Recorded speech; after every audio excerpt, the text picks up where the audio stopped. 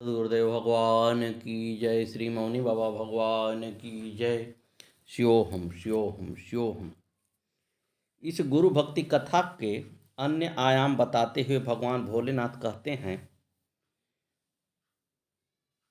अकल्प जन्मनां कोट्यां जपत व्रतं क्रिया तत्सर्वफलं देवी गुरु संतोष मात्रतः विद्या तपोबलेनैव मंदभाग्यश्च ये नरा गुरुसेवा न कुर्वन्ति सत्य सत्यवरानने। ब्रह्मा विष्णु महेशाश्चं देवर्षि पितृकिन्नरवा सिद्धचारण यक्षाश्चं अन्येन मुनयो जना गुरुभावं परं तीर्थमन्यतीर्थ निरर्थकं सर्वतीर्थाश्रयं देवी पदांगुष्ठे च वर्तते। जपेन जयमाप्नोति चान्तफलमानुयात्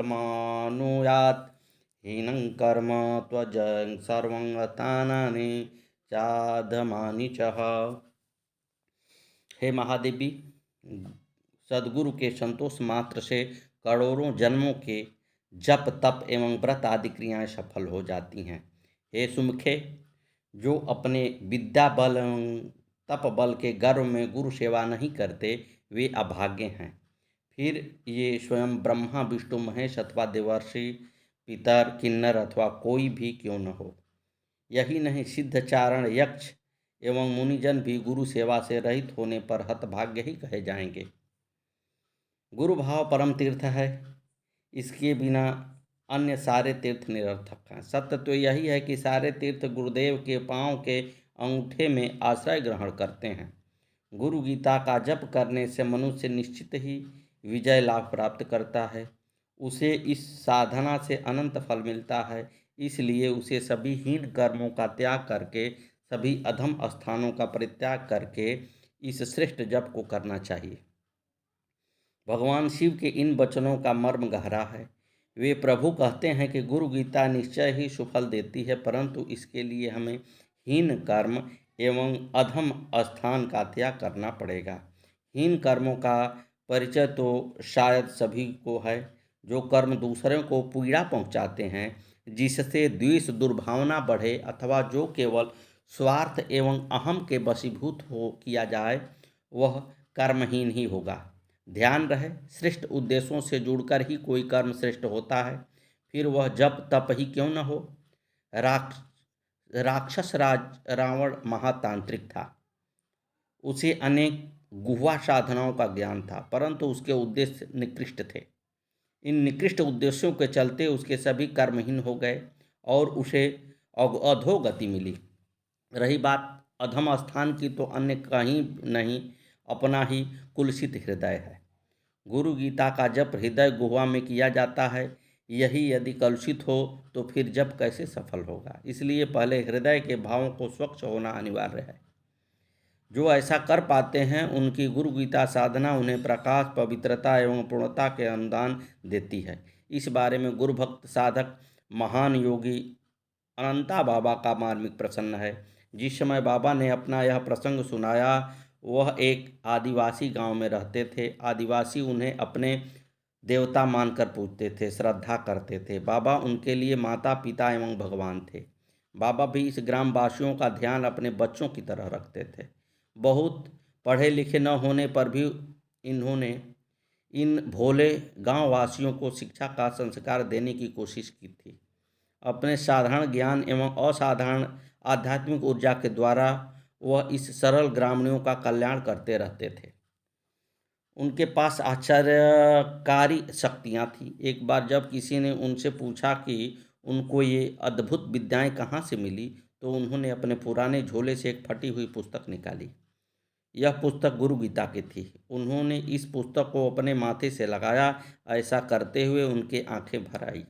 वह अपने अतीत की यादों में खो गए और जब उभरे तब उनकी आंखों में गुरु भक्ति का प्रकाश था।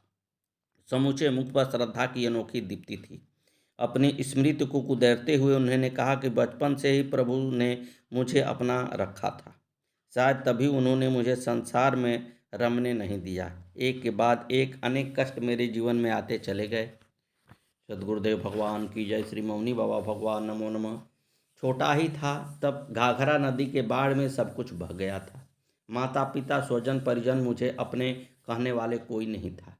बाढ़ मुझे भी बहा ले गई थी, पर मुझे जब होश आया तब मैंने स्वयं को एक सुनसान स्थान में बने शिव मंदिर में पाया। मेरा सिर एक वृद्ध महात्मा की गोद में था और वे बड़े प्यार से मेरे माथे पर हाथ फेर रहे थे। मेरे आंखें खोलने पर उन्होंने मेरी स्थिति जानी, कुछ हलवा खाने को दिया। कई दिन बाद जब मैं स्वस्थ हुआ तो उन्होंने मुझे पढ़ाना शुरू किया। संस्कृत व हिंदी का साधारण ज्ञान देने के बाद एक दिन उन्होंने मुझे गुरु गीता की पोथी थमाई और बोले, बेटा, इसी में मेरा कल्याण किया है और यही तुम्हारा भी कल्याण करेगी। मेरा कोई शिष्य नहीं है, तुम भी नहीं हो सकते। भगवान भोलेनाथ सबके गुरु हैं, उन्हें ही अपना गुरु एवं ईश्वर मानो। गुरु गीता उन्हीं की वाणी है, इसकी साधना से उस सर्वेश्वर को प्रसन्न करो। इसी के साथ उन्होंने बताई गुरु गीता की पाठ विधि। साथ ही उन्होंने कहा कि कोई साधना कठिन तप एवं पवित्र भावना के बिना सफल नहीं होती। उन महान संत के सानिध्य में यह साधना चलती गई। अंततः अंतःकरण के कोने में आध्यात्मिक उजाले की किरणें भरती गई। गुरु गीता की कृपा से सब कुछ स्वतः प्राप्त हो गया। समय के साथ अंतस की संवेदना इतनी व्यापक होती गई कि सभी को स्वतः मिलता गया। जब उन महान संत ने अपना शरीर छोड़ा तब मैं वहाँ से चलकर यहाँ आ गया और जीव सेवा को ही शिव सेवा मान लिया। प्रभु की कृपा से मुझे सब कुछ सहज प्राप्त है। गुरु गीता के अंतर रहस्यों को जो भी जान लेगा उसे भी ऐसा ही दिव्य अनुभव मिलता जाएगा। सद्गुरुदेव भगवान की जय। गुरु गीता की साधना शिष्य साधक के सूक्ष्म जीवन में अचरज भरे परिवर्तन करती है। इसमें अकाट्य कर्म कटते हैं, अमिट संस्कार मिटते हैं, दुस्तर दुर्योग महासंकट विनाशक प्रारब्ध गुरु भक्त साधक को भी नहीं व्यापते। जो अनुभवी हैं वे अपने अनुभव के बल पर इस सत्य का उद्घोष करते हैं कि गुरु गीता के मंत्र महिमा व गुरु कृपा संयोग असाध्य को साधने वाला है। इन पंक्तियों को न तो कोई कल्पना माने और न अतिशयोक्ति, बल्कि इसे आध्यात्म विज्ञान का प्रायोगिक सच माना जाए, जिसे अनेक साधकों ने अपने जीवन में जिया है। इच्छा करने पर दूसरे भी गुरु गीता के मंत्र सामर्थ्य एवं गुरु कृपा की महाशक्ति के आश्चर्यकारी अनुभव पा सकते हैं। यह केवल लिखी जाने वाली, पढ़ी जाने वाली, कही जाने वाली सच्चाई नहीं, बल्कि जो जाने वाली बल्कि की जाने वाली, जी जाने वाली सच्चाई है। इसका प्रकटीकरण पिछले क्रम में विधिवत रूप में हुआ है। बीती गुरु भक्ति कथा में भी भगवान सदाशिव ने माँ जगदम्बा को बताया है कि गुरु सदगुरु के संतोष मास्त्रे करोड़ों जन्मों के जप तप एवं व्रत आदि क्रियाएं सफल हो जाती हैं। जो अपनी विद्या बल एवं तपोबल के गर्व में गुरु सेवा नहीं करते वे अभाग्य हैं। फिर वे स्वयं ब्रह्मा विष्णु महेश देवर्षि पितर किन्नर अथवा कोई भी क्यों न हो। यही नहीं, सिद्धचारण यक्ष मुनिजन भी गुरु सेवा रहित होने पर हतभाग्य कहे जाते हैं। गुरु भाव की परम तीर्थ है, इसके बिना अन्य सारे तीर्थ निरर्थक है। शस्त्र सम्मत सच यही है कि सारे तीर्थ गुरुदेव के पांवों के अंगूठे के आश्रय ग्रहण करते हैं।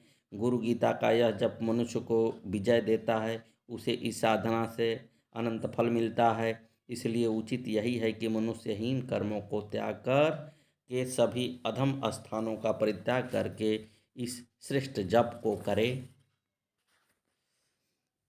सद्गुरुदेव भगवान की जय। श्री मौनी बाबा भगवान की जय। इस प्रकरण को आगे बढ़ाते हुए भगवान भोलेनाथ कहते हैं, जप हीनासनं कुर्यान् हीन कर्म फलप्रदम गुरु गीता प्रयाणे वांग संग्रामे रूप संकटे जपं जपमाप्नोति मरणे मुक्तिदायकं सर्वकर्म च सर्वत्रं गुरुपुत्रस्य सिद्धतिः इदं रहस्यं नो वाच्यं तवाग्रे कथितं मया सुगोप्यं च प्रयत्नेन मम त्वं च प्रयान्वितिः। गुरु गीता का हीन आसन में जप करने पर हीन फल मिलता है। प्रस्थान काल में संग्राम के समय शत्रु संकट होने पर इसका जप प्रयोग करने पर निश्चय ही जप लाभ मिलता है। मरण समय गुरु गीता का मंत्र चिंतन मोक्ष प्रदाता है। गुरु गीता की ही भांति गुरुपुत्र से कराई गई सभी आध्यात्मिक प्रक्रियाएं सब भांति सिद्ध देने वाली हैं। भगवान महादेव माँ पार्वती से कहते हैं, हे देवी तुम मेरा प्रिय करने वाली हो, इसलिए गुरु गीता का यह रहस्य ज्ञान मैंने तुम्हारे सामने प्रकट किया है, जिस किसी के सामने प्रकट करना ठीक नहीं है। इसे यत्नपूर्वक गोपनीय रखना चाहिए। भगवान शिव के इन वचनों में न केवल गुरु गीता के मंत्र महिमा का बखान है, बल्कि इसके कई रहस्यमय प्रयोगों का संकेत भी है। ऐसे रहस्यमय प्रयोग जो प्रस्थान काल, संग्राम और शत्रु संकट उपस्थित होने पर किया जाते हैं। मरण समय में गुरु गीता का पाठ मोक्षदायी है। इन दोनों दिनों इन सभी रहस्यमय प्रयोगों को जानने वाले लगभग नहीं के बराबर हैं। कहा जाता है कि कुछ शताब्दी पूर्व गायत्री के परम साधक विद्यारण्य गुरु गीता के रहस्यों के अनुभवी जानकार थे। उन्होंने कई विकट अवसरों पर इनके प्रयोग से अपने शिष्यों को आश्चर्यजनक सफलता दिलाई थी। सद्गुरुदेव भगवान की जय। श्री मौनी बाबा भगवान नमो नमः। आगे की कथा कल।